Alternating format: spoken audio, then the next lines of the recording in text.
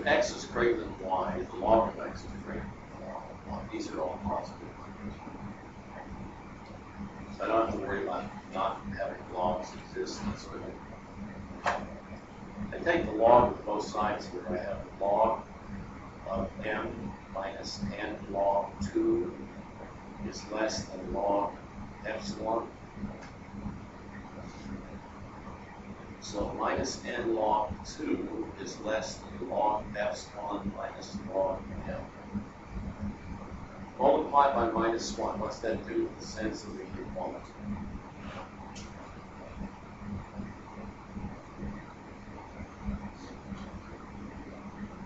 Turns it around.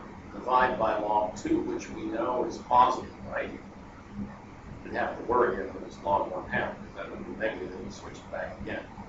If n is greater than the difference in these logs divided by the log of 2, then this is true, then the statement is true. We've punched this thing down far enough that it's below epsilon. N time, right? We keep chopping off the fraction r. First time, it's split 1/2.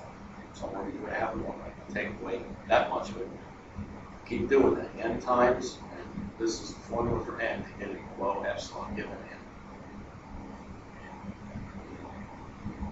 Regardless of what r is, as long as r is between 1/2. Pardon?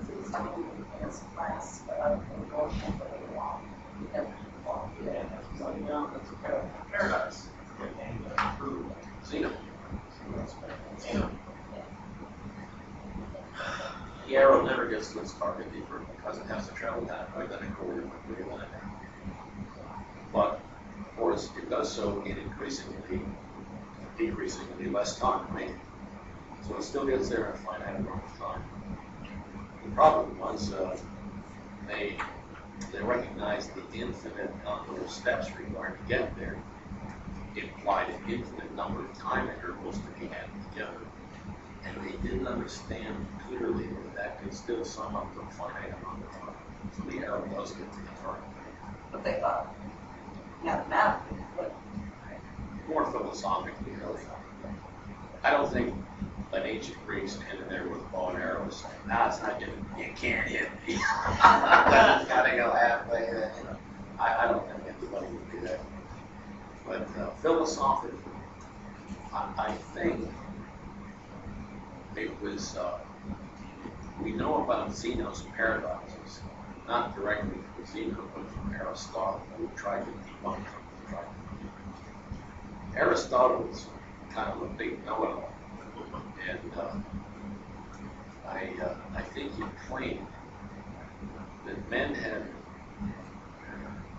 32 teeth and women only had 28 or something like that. He had some theory about God, that's what they. I guess he never got hold of Mrs. Aristotle and counted her teeth. You know, the male and female dentition, at least in Maryland, the same. He was not an experimentalist, is what I'm saying. He was a metaphysician. You worry about that stuff that nobody can say you're wrong. Pretty much. Yeah, boy, that's for sure. Untestable theories that create large, well, you notice it's a little bit funny that an untestable theory that creates large grand arches. That's what you really, that's what you really need to discover. Anyway, okay, so that's that. All right, let's use that little result there, if you don't. So we accept that axiom. It's the first reason to try to do this. We would like to show for a circle. We have a little circle and a big circle. The little circle has diameter little d, the big circle has diameter big D. We would like to show if his area here is little a, his area here is big A, then little a to big A equals little d squared to big D squared. That's the assumption that Hippocrates was making in the evaluation of the quadrature rule, right? Unjustified, but intuitively very plausible. Let's say, you know, you look at triangles, you look at squares, and Jesus, it's working for all this stuff.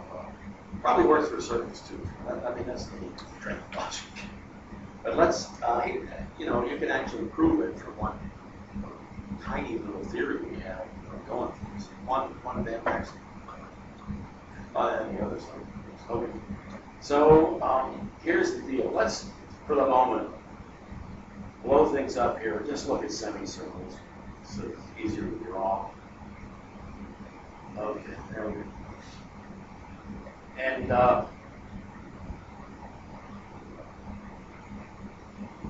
we can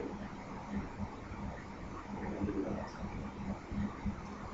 That's an isosceles triangle there that's been corrected inside a semicircle. Okay.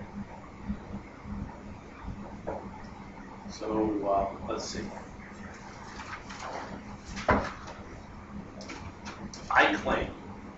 I claim that this is true. If that's true, just by flipping this and adding it together, if it weren't true for this, it couldn't be true for that. So it's true for these two. And now, suppose this is a proof by contradiction. In fact, as Burke says, it's a double reductio ad absurdum, because you have to consider case one. Case one is that the ratio is actually greater.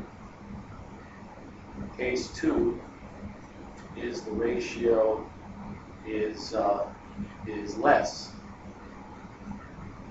and it's an 8 over 9. If both of those cases are eliminated, the only possibility by trichotomy is that the original proposition is true, which is what we want to show, right? If this ain't true, that ain't true, what's left? That's the only thing that's possible. Okay, so look at case one here, and case two on the sidebar. Look at case one. Here's what Eudoxus did. He said, if this is greater, let A star be the area which allows it to be true, and then examine the relationship between A and A star. And what's that relationship?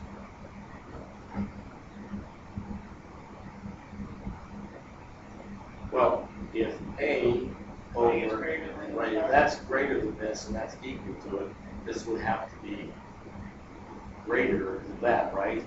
A is a positive quantity. If I multiply through, that implies that A is greater than A star, or that